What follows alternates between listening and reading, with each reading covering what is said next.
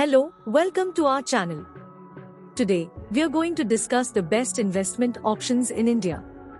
Investing your money is crucial for financial growth and security, but with so many options available, it can be overwhelming to decide where to put your hard-earned cash. In this video, we will be discussing some popular options that you can consider when planning your investment portfolio. 1. Equity. Investing in the stock market through mutual funds or directly in individual stocks can provide good returns over the long term.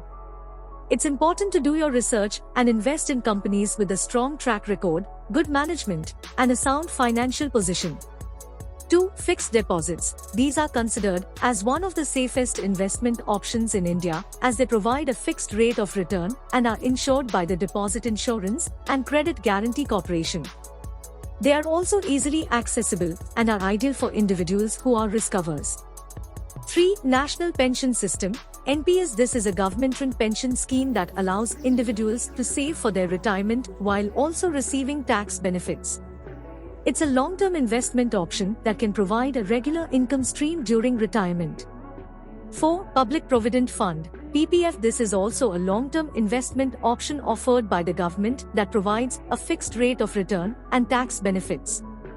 It's a good option for individuals who want to save for the long term and receive tax benefits.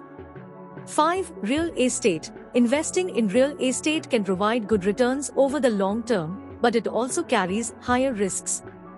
It's important to do your research, understand the market, and invest in properties that have potential for appreciation.